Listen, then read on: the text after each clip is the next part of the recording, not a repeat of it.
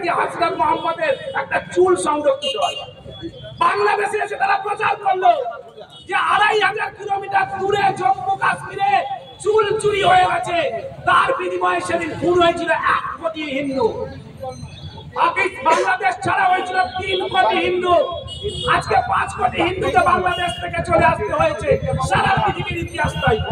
তাই আজকে যারা জোর করে বলার চেষ্টা করছে সাম্প্রদায়িক সম্প্রীতির কথা, এই দুই হত্যা হওয়া যে শহীদ যাদের আমরা স্মরণ করছি, তাদের বাড়ির লোকেরা বুক চাপড়ে বলছে যে আমার বাড়ির লোক খুন হয়ে গেল মুসলিমদের দ্বারা কেবল ধর্মীয় কারণে।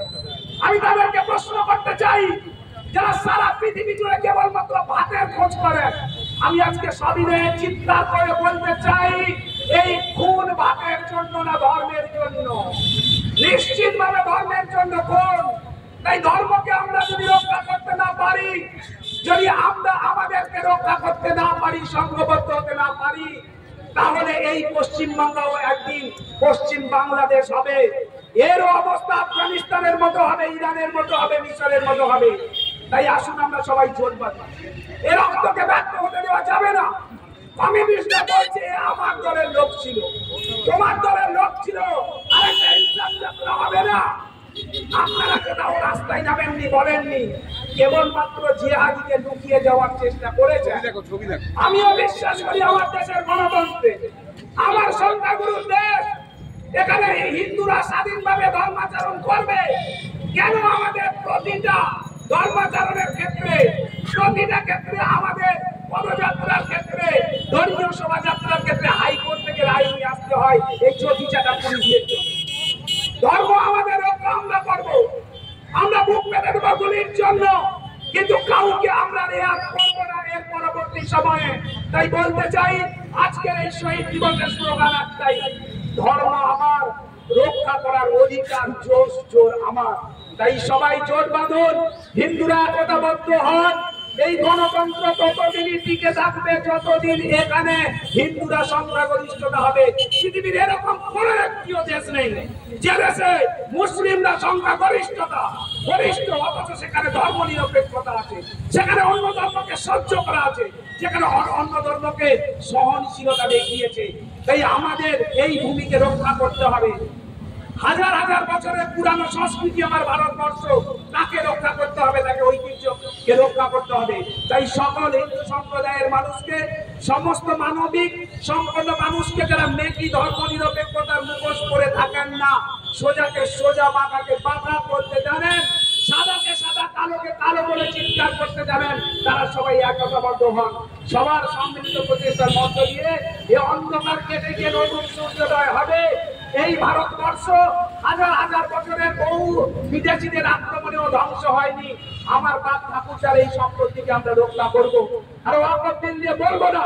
কারণ যারা এই প্রপাগান্ডা চালাচ্ছে, তারা কেউ ওয়াকফ বিলের ওটা পড়ে দেখেনি, কেবল ধর্মীয় অনুষ্ঠানের মধ্য দিয়ে এটাকে ইস্যু করে হিন্দুদের উপর আক্রমণ করছে, ধ্বংস করছে, খুন করছে, সন্ত্রাস করছে, ধর্ষণ করছে। তাই তাদের বিরুদ্ধে আমাদের জোটবদ্ধ হতে হবে।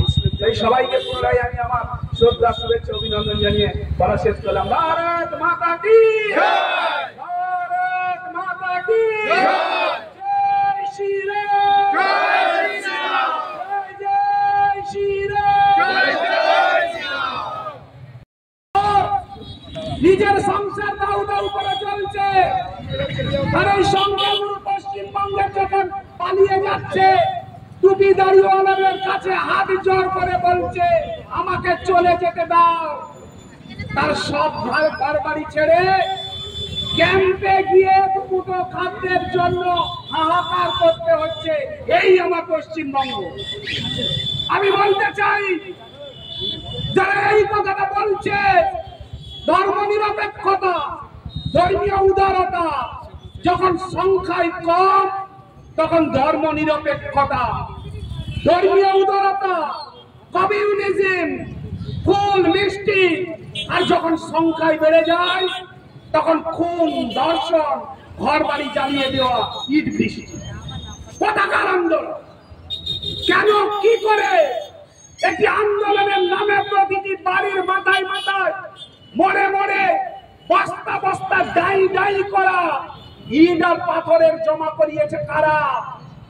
এটা সাধারণ কোনো ঘটনা নয়, এটা একটি পরম্পরা। গোটা পৃথিবী দেখার দরকার নেই। একটা সময় এশিয়ার প্যারিস বলা হতো আফগানিস্তানকে, কাবুলকে। আজকে দেখুন পুরোটা ধ্বংসস্তূপে পরিণত হয়েছে এই ইসলামিক আগ্রাসনের কারণে। পাকিস্তান দেশ, যেখানে মাত্র 50 বছর আগে করাচিতে 30% হিন্দু বসবাস করত, 1 লক্ষ জমায়েতে এই মহাদেবের পুজো হতো, সেখানে একটিও সংখ্যালঘু আজকে নেই। ইরান, যারা সনাতনী সংস্কৃতি বহন করে, যারা অগ্নিকে তাদের উপাস্য বলে, আজকে ইরানকে তারা ধ্বংস করেছে। সারা পৃথিবী খোঁজার দরকার নেই। 1946 সালে মাত্র 6টি ইসলামিক দেশ ছিল পৃথিবীতে, আজকে দাঁড়িয়েছে 61টিতে। এই তথ্যগুলো এই কারণেই দিচ্ছি, এখানে ওয়াকফ বিল কোনো কথা নয়, এখানে সিএ কোনো ইস্যু নয়, এনআরসি ইস্যু নয়। আপনারা জানলে অবাক হয়ে যাবেন, যখন ধর্মের ভিত্তিতে ভাগ হলো এই পশ্চিমবঙ্গ এবং বাংলাদেশ, পূর্ব পাকিস্তান, পশ্চিম পাকিস্তান যখন করলো তারা, সেই সময় বাংলাদেশে মোট হিন্দু ছিল 21%, আজকে কমতে কমতে 6%। এই পশ্চিমবঙ্গে হিন্দু ছিল 18%, আজকে বাড়তে বাড়তে 35%। তারা বলছে 40% হলে এটাও অশরীয়ী আইনের মধ্যে আসবে, এটা ইসলামিক রাষ্ট্র রাজ্য হবে। ভারত মাতা কি জয়, জয় শ্রীরাম, জয় শ্রীরাম, জয় শ্রীরাম, জয় শ্রীরাম, জয় জয় শ্রীরাম, জয় জয় শ্রীরাম।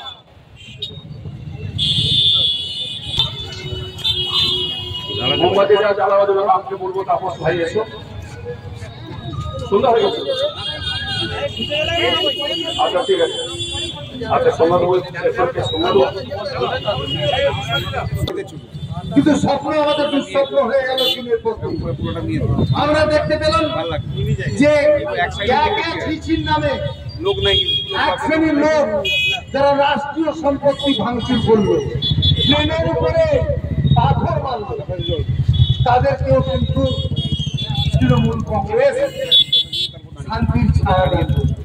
আমরা দেখলাম কি ডায়মন্ড হারবারে শাহজাহানের বাড়িতে তাদের পিঠে করতে ডাকতো, সেখানেও কিন্তু আমাদের হিন্দু মা আমাদের ইজ্জত চলে গেছে, তখন আমাদের ঘুম ভাঙে না। আমরা মান ইজ্জতের পরোয়া করিনি। তারপরে মুর্শিদাবাদে দেখলাম শামসেরগঞ্জে যে একদল মানুষ ওয়াকফ কি বুঝলো না, ওয়াকফ কি জানলো না, ওয়াকফের প্রতিবাদের নামে অসহায় পিতা পুত্র হিন্দু মানুষকে খুন করলো। কি অপরাধ ছিল? আমরা দেখেছি, সোশ্যাল মিডিয়ায় দেখেছি কিভাবে নৃশংসভাবে তাদেরকে হত্যা করা হচ্ছে। সোশ্যাল মিডিয়ায় আমরা দেখেছি দোকানঘর কিভাবে ভাঙচুর করা হচ্ছে এবং আমাদের জয় শ্রীরামের বিরুদ্ধে কি ধরনের অশ্লীল অশ্লীল ভাষা প্রয়োগ করা হচ্ছে। আমাদের এটা তো আমাদের দেখার শেষ নয়, এর আগেও আমাদের দেখতে হয়েছে। আমাদের শ্যামাপ্রসাদ মুখোপাধ্যায় এই ভারতবর্ষের প্রথম হিন্দু শহীদ, যে কাশ্মীর মুসলিম প্রধান কাশ্মীরে গিয়ে শহীদ হয়েছে। এই প্রশাসনের হাতে আমাদের এই মূর্খ নীতিপূর্ণ প্রচেষ্টা, আমাদের মুখ্য আমাদের বিচারহীন পক্ষপাতিত্বমূলক দৃষ্টিভঙ্গির জন্য আজকে আমাদের হিন্দুদের নিজ দেশে পরভূমি থাকতে হয়েছে। আমরা শিক্ষা নিইনি, দিনের পর দিন আমরা শিক্ষা নিইনি। আমরা দিনের পর দিন একের পর এক ভুল, একের পর এক হিন্দুদেরকে আমাদের ত্যাগ করতে শিখিয়েছি, কিন্তু প্রতিবাদ ও প্রতিরোধের পথে যায়নি।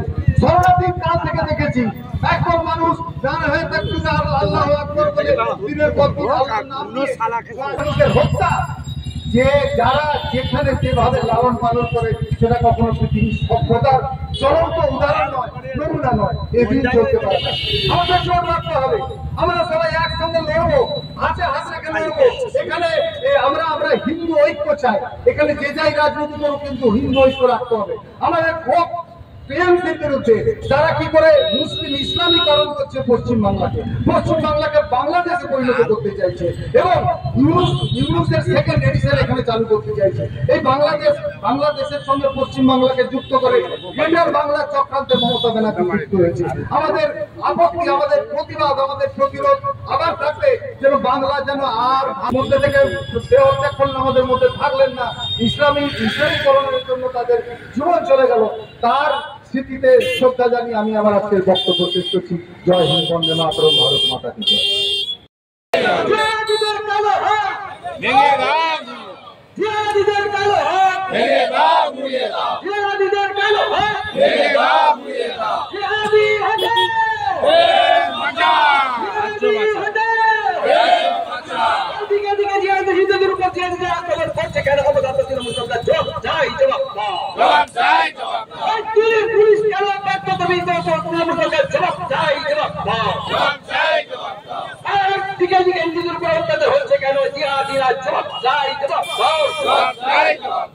পুলিশ মন্ত্রী জবাব তোমায় দিলেই হবে,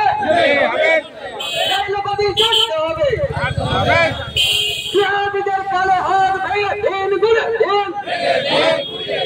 দিকে দিকে সনাতন জবাব আপনাদের হচ্ছে কেন?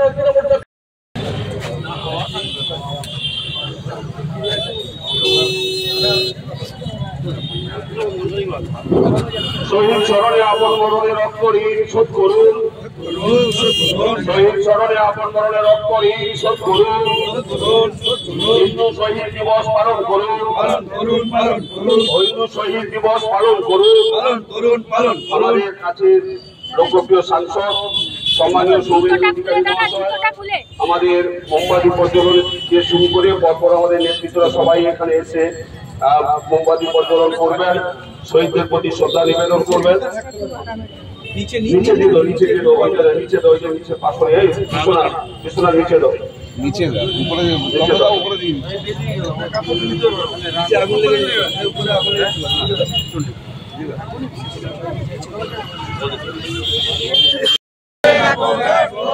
চন্দন গাছের রক্ত হবে না কো ব্যর্থ, হিন্দু মানুষের রক্ত হবে না কো ব্যর্থ, সনাতনীদের রক্ত হবে না কো ব্যর্থ।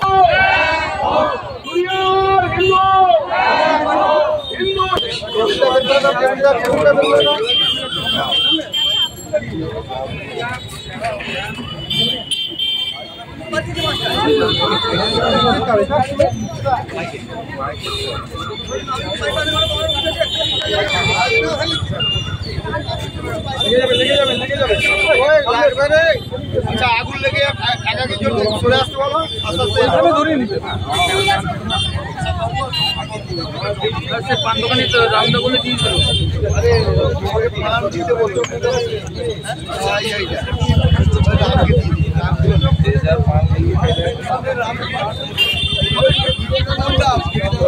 ধীরেন্দা বোধ হয়, ধীরেন্দা লড়তে হবে একসাথে, লড়তে হবে একসাথে, লড়তে হবে একসাথে, লড়তে হবে একসাথে, লড়তে হবে একসাথে।